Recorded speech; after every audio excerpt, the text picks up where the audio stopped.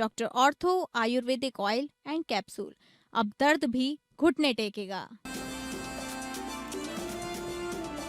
पटना में परिवारवाद पर तेजस्वी यादव का हमला, नई सरकार को लेकर तेजस्वी यादव के तीखे सवाल। मंत्रिमंडल गठन पर तेजस्वी ने सरकार को घेरा। झारखंड के देवघर में संप्रेषण गृह में युवती की मौत के बाद जांच तेज। श्रावणी कुमारी की मौत पर प्रशासनिक टीम की रिपोर्ट तैयार। मौतों से प्रशासन और परिवार चिंतित। छत्तीसगढ़ के रायपुर में कांग्रेस में कुर्सी संग्राम तेज। भाजपा ने कांग्रेस की अंदरूनी कलह पर साधा निशाना। पीसीसी अध्यक्ष पद को लेकर बड़ी कांग्रेस में खींचतान, बोले कांग्रेस गुटबाजी में पूरी तरह उलझी।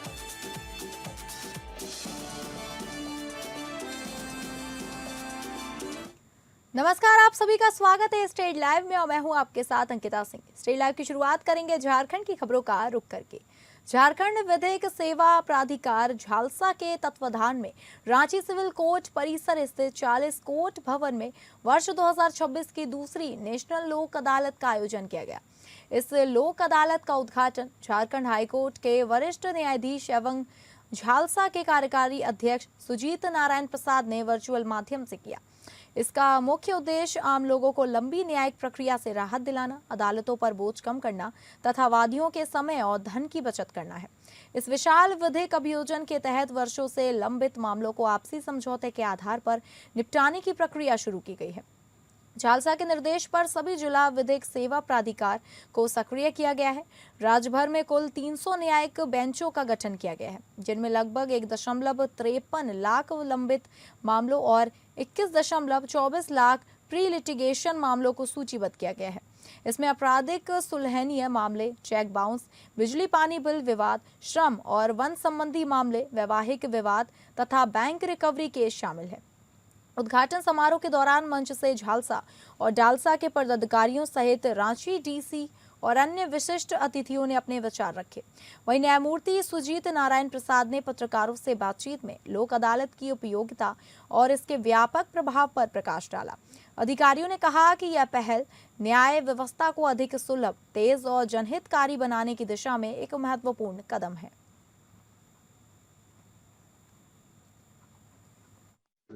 हाँ, उम्मीद करते हैं काफी निष्पादित होगी। लोग में उत्साह है, शाम को पता चलेगा कितना होता है। कोशिश कर रहे हैं हम लोग।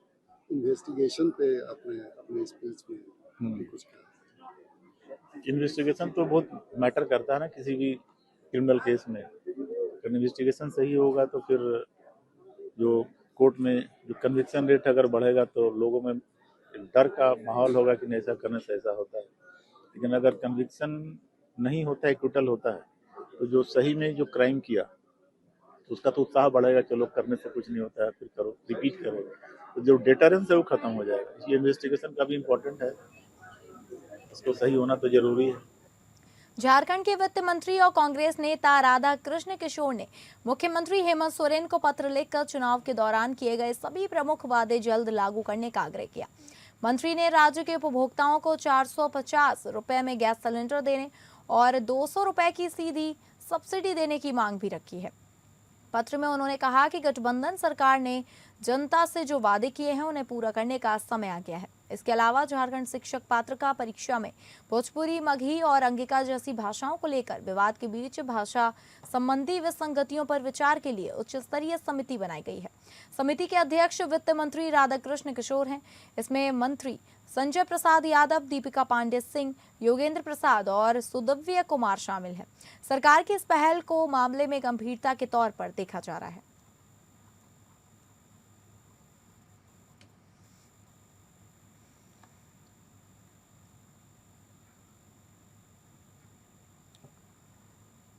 गढ़वा में बढ़ती महंगाई और गैस सिलेंडर की कीमतों के विरोध में झामुमो ने एक दिवसीय विशाल महाधरना दिया। पूर्व मंत्री मिथिलेश कुमार ठाकुर के नेतृत्व में कार्यकर्ताओं ने केंद्र सरकार के खिलाफ नारेबाजी की। जनसभा में मिथिलेश ठाकुर ने आरोप लगाया कि केंद्र की भाजपा सरकार की नीतियों से घरेलू और कमर्शियल गैस सिलेंडर के दाम लगातार बढ़ रहे हैं। इससे आम जनता पर बोझ बढ़ रहा है। उन्होंने कहा कि चुनाव बाद दाम बढ़ाए गए और युवाओं से रोजगार छीना जा रहा है। डीजल, पेट्रोल के दाम भी बढ़ाने की आशंका जताई गई। धरने के बाद उन्होंने राष्ट्रपति के नाम मांग पत्र डीडीसी पशुपति नाथ मिश्रा को सौंपा। चेतावनी दी कि महंगाई और गैस कीमतों पर रोक नहीं लगी तो झामुमो सड़क पर बड़ा आंदोलन करेगा।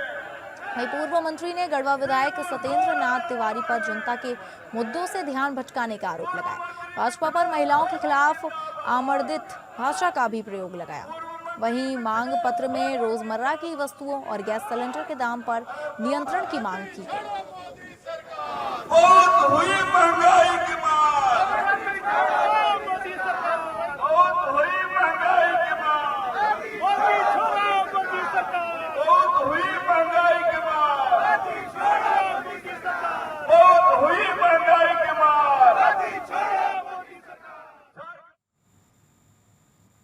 रांची समाहरणालय में उपायुक्त मंजुनाथ भजंत्री की अध्यक्षता में जनगणना 2027 के पहले चरण को लेकर बैठक हुई, जिसमें मकान सूचीकरण और स्वगणना प्रक्रिया की समीक्षा की गई।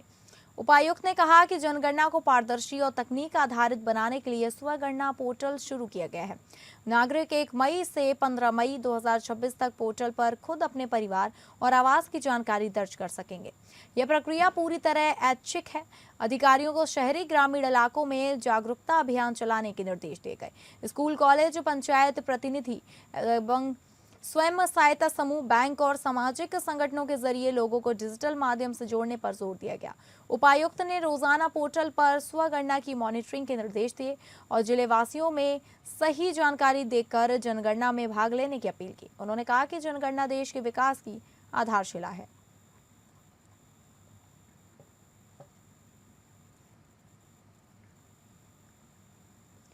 देवघर के कुंडा थाना क्षेत्र स्थित चक्री पहाड़ी के समीप बने संप्रेषण गृह में एक और युवती की मौत के बाद मामला गंभीर हो गया है। 5 मई को हुई इस घटना के बाद जिला प्रशासन ने तत्काल संज्ञान लेते हुए जांच टीम का गठन किया।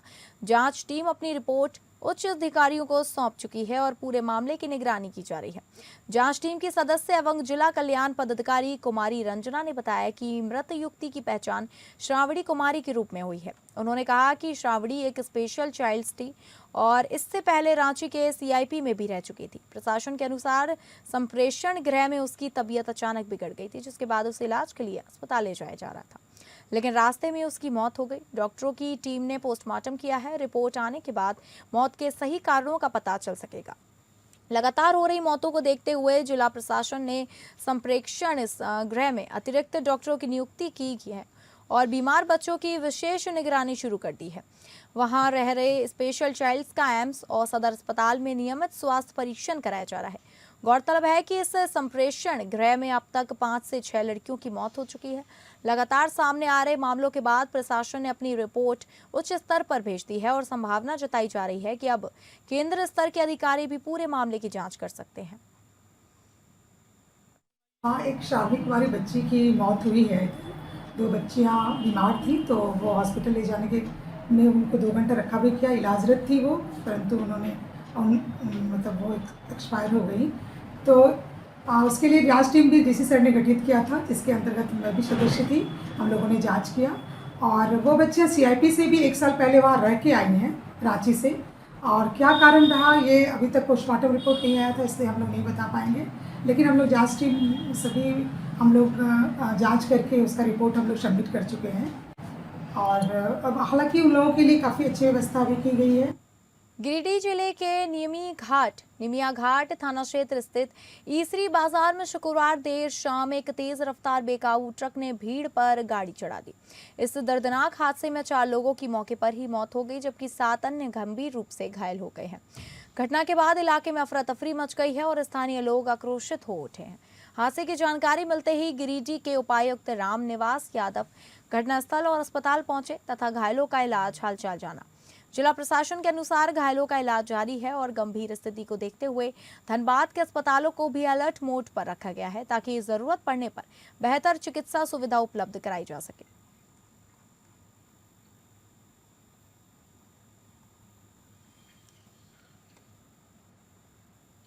अब बात करेंगे बिहार की खबरों का रुख करके, जहां बिहार के नवनियुक्त भूमि एवं राजस्व विभाग मंत्री दिलीप जायसवाल ने शनिवार को पदभार ग्रहण कर विभागीय कार्यप्रणाली में सुधार और भ्रष्टाचार पर सख्ती के संकेत दिए। पदभार संभालने के बाद मीडिया से बातचीत में उन्होंने कहा कि यह विभाग उनके लिए नया नहीं है, क्योंकि इससे पहले भी वह इसकी जिम्मेदारी निभा चुके हैं। उन्होंने बताया कि अपने पिछले कार्यकाल में करीब 11,000 कर्मियों की बहाली कराई गई थी और बिहार में लंबे समय बाद कैथेड्रल सर्वे तथा रिविजनल सर्वे की शुरुआत हुई थी। दिलीप जायसवाल ने कहा कि राजस्व एवं भूमि सुधार विभाग सीधे आम जनता से जुड़ा हुआ है और इसे सबसे चुनौतीपूर्ण विभागों में गिना जाता है। उन्होंने माना कि एक समय ऐसा भी था जब लोग इस विभाग को काल कोठरी कहने लगे थे, क्योंकि लोगों को अपने काम के लिए काफी परेशानियों का सामना करना पड़ता था। मंत्री ने भरोसा दिलाया कि अब जमीन से जुड़े मामलों का तेजी से निपटारा किया जाएगा, ताकि लोगों को दफ्तरों के चक्कर न लगाने पड़े। उन्होंने कहा कि विभाग की पूरी टीम मिलकर इसकी छवि सुधारने का प्रयास करेगी। मंत्री ने हाल के दिनों में विभाग में चढ़ी हड़ताल का जिक्र करते हुए कहा कि पिछले करीब 3 महीनों से कामकाज प्रभावित रहा, जिससे दाखिल खारिज, जमीन विवाद और रसीद काटने जैसे जरूरी कार्य अटक गए थे। उन्होंने कहा कि अब स्थिति धीरे धीरे सामान्य हो रही है और सेवाओं को फिर से सुचारू बनाया जा रहा है। बिहार सरकार आदरणीय श्री सम्राट चौधरी जी के नेतृत्व में मंत्रिपरिषद का विस्तार हुआ और मंत्रिपरिषद के विस्तार में दुनिया के सर्वाधिक लोकप्रिय नेता, भारत के यशस्वी प्रधानमंत्री श्री नरेंद्र मोदी जी और भारत सरकार के रक्षा मंत्री, गृह एवं सहकारिता मंत्री, भारतीय जनता पार्टी के राष्ट्रीय अध्यक्ष, भारत सरकार के स्वास्थ्य मंत्री और बिहार सरकार के निवर्तमान मुख्यमंत्री श्री नीतीश कुमार जी इस ऐतिहासिक पल के साक्षी बने। बिहार सरकार के मंत्रिपरिषद के विस्तार के बाद विभाग का बंटवारा हुआ। राजद नेता तेजस्वी यादव ने बिहार की नई सरकार और मंत्रिमंडल गठन को लेकर एनडीए पर निशाना साधा। उन्होंने कहा, पहली बार बिहार में 2 मुख्यमंत्री जैसी स्थिति है। तेजस्वी ने आरोप लगाया कि भाजपा परिवारवाद पर बोलने का नैतिक हक खो चुकी है। कैबिनेट में पूर्व मुख्यमंत्रियों जीतन राम मांझी, जगन्नाथ मिश्रा और नीतीश कुमार के परिवार के लोगों को जगह दी गई। उन्होंने कहा कि पीएम पहले शहजादा कहकर विपक्ष पर तंज कसते थे, अब सरकार में शामिल शहजादों पर क्या कहेंगे। राजद नेता ने दावा किया कि मंत्रियों को जाति के आधार पर पद मिले हैं और महिलाओं को दरकिनार किया गया। इसे परिवारवाद की सरकार बताया। तेजस्वी ने ऐसे कानून व्यवस्था और आर्थिक हालात पर भी सवाल उठाए। कहा कि खजाना खाली है, गरीबों के घरों पर बुलडोजर चला रहा है। बिजली दर बढ़ोतरी, नौकरी के वादों और नीट छात्रा हत्याकांड पर सरकार को घेरा। तंज कसते हुए कहा कि जब बापू के हत्याचारों को सरकार सौंप दी गई है तो नीतीश कुमार को अब शांति मिल गई होगी। देखिए, कौन मारे तो जांच का विषय है, लेकिन घटना जो हो रही है, चाहे ममता जी के घर या अभिषेक जी बनर्जी जी के घर के बाहर जाकर के ऊट पटांग करना, ये भी तो शोभा नहीं देता। कितने टीएमसी वर्करों को मारा गया, टीएमसी के दफ्तरों को जला दिया गया, बुलडोजर से तोड़ दिया गया। कौन से कानून के तहत? अररिया में नशे के खिलाफ चलाए जा रहे विशेष अभियान के तहत ताराबाड़ी थाना पुलिस को बड़ी सफलता मिली है। पुलिस ने गुप्त सूचना के आधार पर कार्रवाई करते हुए एक नशा कारोबारी को 1 किलो से अधिक स्मैक के साथ गिरफ्तार किया। यह अभियान अररिया एसपी जितेंद्र कुमार के निर्देश पर लगातार चलाया जा रहा है। जानकारी के अनुसार ताराबाड़ी थाना क्षेत्र के पटेगना धर्मकांटा के पास अररिया कुर्सा कांटा मुख्य मार्ग पर पुलिस ने घेराबंदी कर आरोपी को पकड़ा। गिरफ्तार युवक की पहचान बरदागा वार्ड नंबर 11 निवासी 28 वर्षीय मोहम्मद मिराज अंसारी के रूप में हुई। तलाशी के दौरान उसके पास से 1028 ग्राम स्मैक और 1 मोबाइल फोन बरामद किया गया। इस मामले में ताराबाड़ी थाने में एनडीपीसी एक्ट की धारा 8C और 21C के तहत प्राथमिकी दर्ज की गई। एसपी जितेंद्र कुमार ने शुक्रवार को इसकी पुष्टि करते हुए बताया कि जिले में नशा कारोबारियों के खिलाफ अभियान आगे भी जारी रहेगा। आज ताराबाड़ी थाना अंतर्गत जो स्मैक सूखा नशा के खिलाफ जो ऑपरेशन यहाँ पे चल रहा है जिले में, उसमें आज सुबह में एक अच्छी रिकवरी हुई है। ताराबाड़ी थाना अंतर्गत पटेगना धर्म काटा के पास अररिया कुर्सा काटा मुख्य मार्ग पर इस पे मोहम्मद मिराज अंसारी ये पकड़े गए हैं। इनके पास से लगभग 1 kg 28 ग्राम स्मैक जैसा जो मादक पदार्थ है वो पकड़ा गया है। एक मोबाइल है वो पकड़ा गया है और जो भी इनका कहां से लेके आ रहे हैं। फुलवारी शरीफ विधानसभा में विकास को रफ्तार देते हुए विधायक श्याम रजक ने शुक्रवार को 1.27 करोड़ रुपए की सड़क और नाला निर्माण योजना का शिलान्यास किया। मुख्यमंत्री समग्र विकास योजना के तहत नगर परिषद के वार्ड 11 और 12 में पीसीसी सड़क व आरसीसी नाला बनेगा। कार्यक्रम की अध्यक्षता चेयरमैन आफ्ताब आलम ने की। वार्ड 11 में साकेत बिहार मोड़ से राम सेवक शर्मा के मकान तक 61 लाख की लागत से सड़क बनेगी। वहीं वार्ड 12 में पेठिया बाजार से रानीपुर पुल तक 66 लाख रुपए से सड़क और नाला निर्माण होगा। स्थानीय लोगों ने विधायक का स्वागत किया।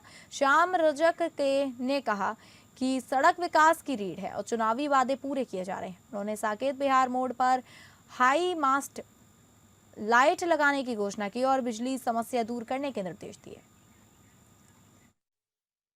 तो नगर परिषद द्वारा दे यहाँ पर इस रोड से राम सेवक जी के घर तक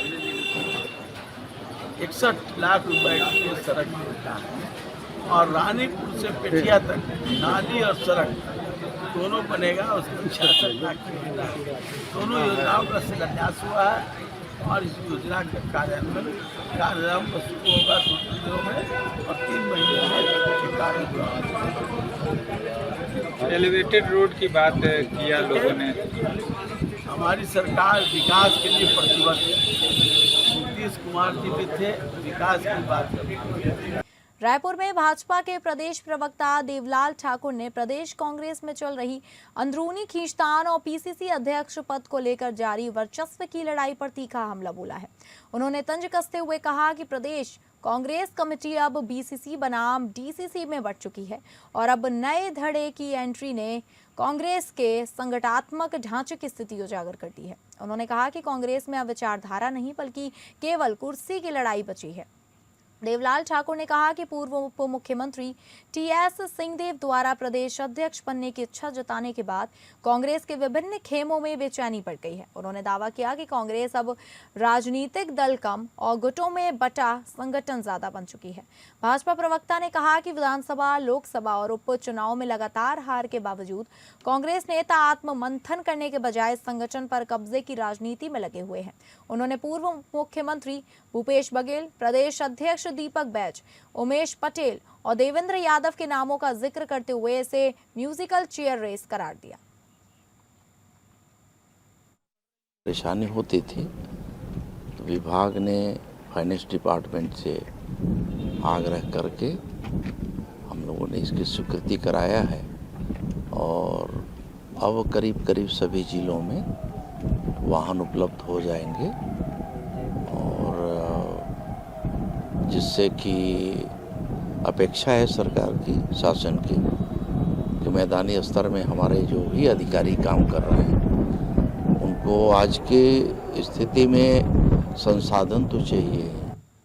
वर्ल्ड रेड क्रॉस डे के अवसर पर इंडियन रेड क्रॉस सोसाइटी द्वारा रायपुर में विशेष कार्यक्रम आयोजित किया गया। इस कार्यक्रम नारायणपुर रेड क्रॉस सोसाइटी के बच्चों और रेड क्रॉस प्रभारी नरेंद्र मेश्राम ने नया रायपुर स्थित निवास कार्यालय में छत्तीसगढ़ सरकार के मंत्री केदार कश्यप से सौजन्य मुलाकात की।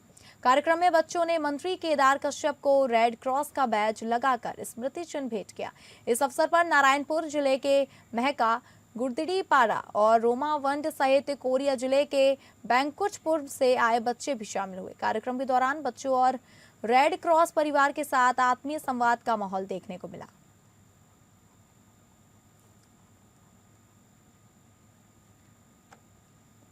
रायपुर में आदिम जाति तथा अनुसूचित जाति विकास विभाग की योजनाओं के प्रभावी क्रियान्वयन को गति देने के लिए मंत्री रामविचार नेताम ने 8 जिलों के लिए नए विभागीय वाहनों को हरी झंडी दिखाकर रवाना किया। इस अवसर पर उन्होंने कहा कि मैदानी क्षेत्रों में योजनाओं के संचालन और मॉनिटरिंग के लिए वाहन सुविधा की कमी लंबे समय से महसूस की जा रही थी, जिसे अब दूर किया जा रहा है। इससे दूरस्थ और वनांचल क्षेत्रों तक विभागीय गतिविधियों की पहुंच और मजबूत होगी।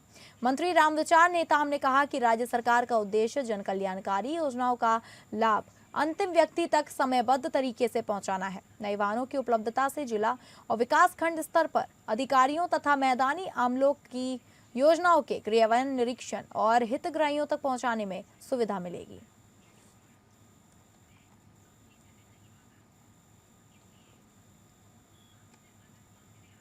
महान नदी के छिंदिया डांट रेट घाट में अवैध खनन और रेत तस्करी का मामला लगातार गंभीर होता जा रहा है।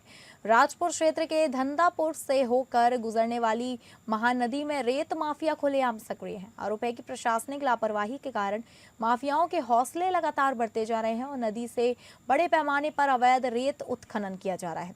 स्थानीय लोगों के अनुसार सुबह 5 बजे से ही रेत माफिया नदी में सक्रिय हो जाते हैं और देर शाम तक लगातार रेत निकासी का काम चलता रहता है। हर दिन करीब 200 ट्रैक्टर और अन्य बड़े वाहनों के जरिए रेत की तस्करी की जा रही है।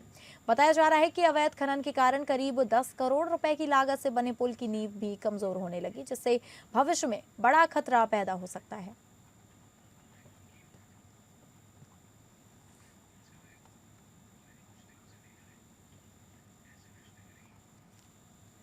वन विभाग ने अवैध लकड़ी कारोबार का भांडाफोड़ किया है। मरवाही वन मंडल में वन विभाग ने अवैध लकड़ी कारोबार पर बड़ी कार्रवाई की। ग्राम पिपरखुटी में छापा मारकर भारी मात्रा में प्रतिबंधित साल की लकड़ी जब्त की गई। कार्रवाई डीएफओ ग्रीष्मी चांद के नेतृत्व में हुई। मुखबिर की सूचना पर वन विभाग ने क्षेत्र में देर रात छापेमारी की। लाल सिंह राठौर के घर से 136 नग साल चिरान और 11 नग साल के लट्ठे बरामद हुए। लकड़ी काटने के हाथ और मशीन के औजार भी जब्त किए गए। डीएफओ ने कहा कि साल की लकड़ी प्रतिबंधित है। इसका अवैध कटान, परिवहन और भंडारण गैरकानूनी है। आरोपियों पर भारतीय वन अधिनियम के तहत केस दर्ज किया गया। जब्त लकड़ी की कीमत का आकलन किया जा रहा है। वन विभाग ने कहा कि वन संपदा बचाने के लिए ऐसी कार्रवाई जारी रहेगी और ग्रामीणों से सूचना देने की अपील की।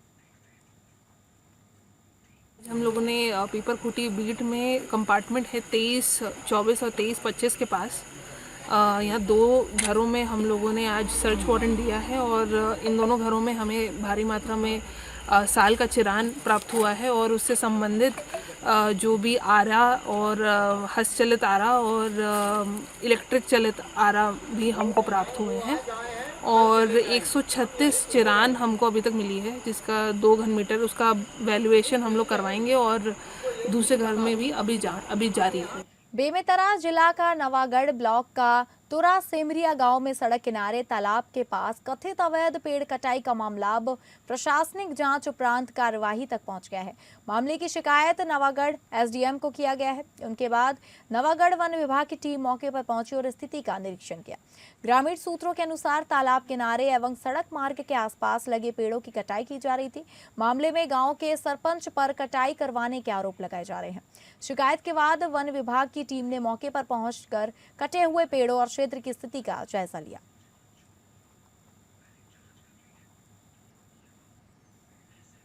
सरपंच से बोली लकड़ी काट दी तो कट वो तो 4 थे 7 4 थे कट 5 4 थे कटे 5 सौदो दोनों ही भैया काटे बोली से काटते हैं। सत्यनारायण जोशी ग्राम लाभ के पास यह पेड़ है, उसको ना अवैध रूप से कटवाया जा रहा है सरपंच द्वारा। यहाँ का पंच हूँ तुरसमैया पंचायत। अभी बात तो नहीं हुआ है पंचायत में इसके। नाम ललित कुमार जोशी है, मैं तुरसमैया से हूँ। यहाँ मतलब सुबह रनिंग करने आया था तो देखा कि यहाँ कुछ लोगों द्वारा ये जो तालाब है उसमें जो पेड़ लगा हुआ पहले से है उसको कटाया जा रहा था। तो मेरे द्वारा मना करने के बाद कुछ रुके थे। फिर ना यहाँ का एक व्यक्ति है जो सरपंच के ना बेटे हैं, वो आए और हम लोगों को बोलने लगे कि मैं अपने मनमानी से कटवा रहा हूँ, जो भी करना कर लो, हम लोग रुकने वाले नहीं है ऐसा कर। ये हमारे को सूचना के आधार पे हम स्पॉट पे पहुंचे और वहां पर देख रहे हैं कि जो काटने वाला जो है ये तालाब के पार में बबूल के 6 नग वृक्ष को काटा गया। अब बात करेंगे महाराष्ट्र की खबरों का रुख करके, जहां अंबरनाथ नगर परिषद में बहुमत को लेकर चल रहा विवाद खत्म हो गया।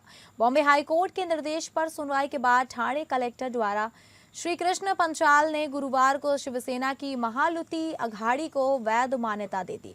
दिसंबर 2025 के चुनाव में शिवसेना 27 सीटों के साथ सबसे बड़ी पार्टी बनी थी।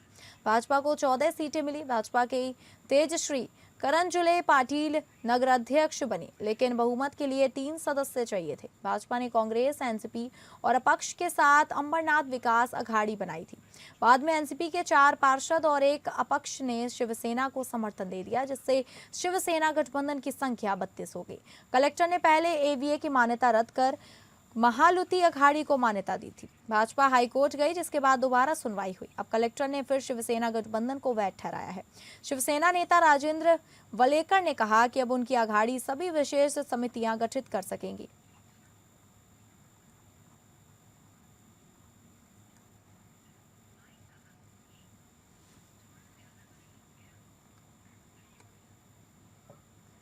डोंबिवली के नेतावली स्थित रिजेंसी स्टेट सहकारी गृह निर्माण संस्था कचरा प्रबंधन और पर्यावरण संरक्षण की मिसाल बन गई है। यहाँ गीले और सूखे कचरे का 100% वर्गीकरण होता है। 1 मई 2021 से शुरू इस परियोजना में गीले कचरे से जैविक खाद बनाई जा रही है। 24 इमारतों और 1092 फ्लैट्स वाली सोसाइटी में रोज करीब 1200 किलो गीले कचरे की प्रोसेसिंग होती है।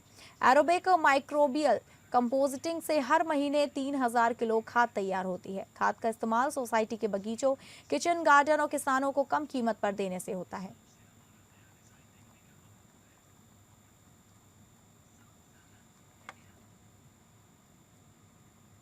कल्याण के महात्मा फुले पुलिस स्टेशन क्षेत्र में कराटे सिखाने वाले एक प्रशिक्षक पर 9 साल की छात्रा से छेड़छाड़ करने का गंभीर मामला सामने आया है।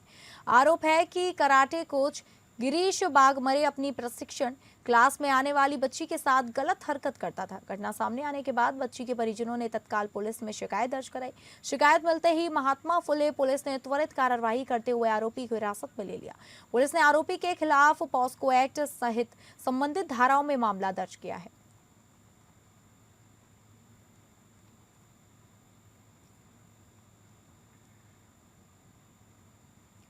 खारघर के ओवा कैंप इलाके में पानी संकट गंभीर हो गया है। स्थानीय लोगों का आरोप है कि 8 से 10 दिन में सिर्फ एक बार पानी मिल रहा है। गर्मी बढ़ने से हालात और खराब है। अनियमित सप्लाई से रोजमर्रा की जिंदगी ठप है। महिलाओं और बुजुर्गों को ड्रम बाल्टी लेकर लंबी कतारों में लगना पड़ रहा है। पीने और घरेलू इस्तेमाल के लिए पानी नहीं मिल रहा है।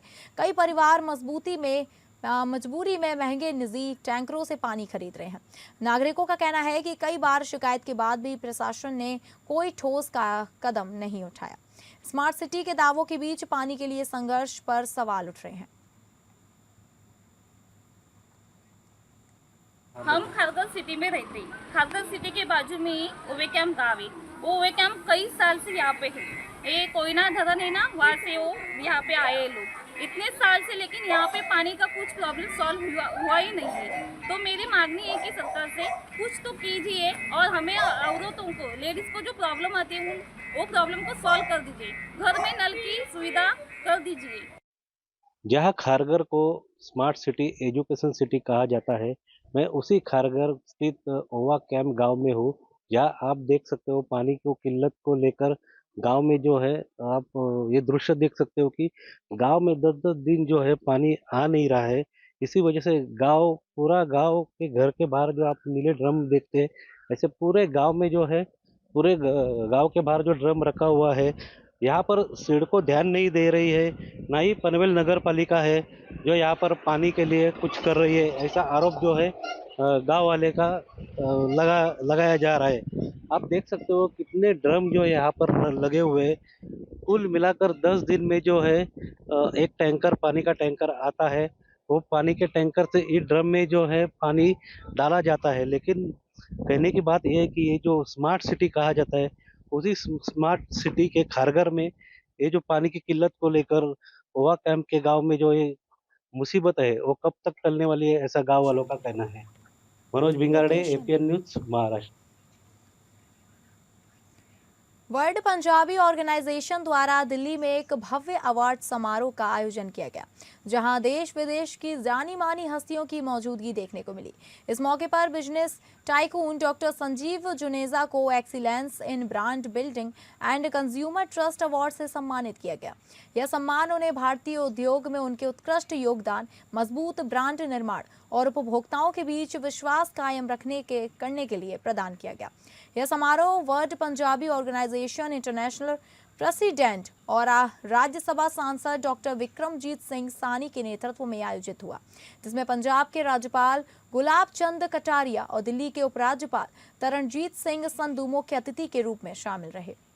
डॉक्टर संजीव जुनेजा ने डॉक्टर ऑर्थो, रूप मंत्रा, पेट सफा और सच्ची सहेली जैसे कई सफा आयुर्वेदिक ब्रांड स्थापित किए हैं। इसके साथ ही उन्होंने विभिन्न राष्ट्रीयकृत एवं अंतर्राष्ट्रीय मंचों पर अपने विचार साझा कर लाखों स्टार्टअप्स को मोटिवेट भी किया है। डॉक्टर जुनेजा ने यह अवार्ड अपने लाखों उपभोक्ताओं एवं अपनी टीम को समर्पित किया।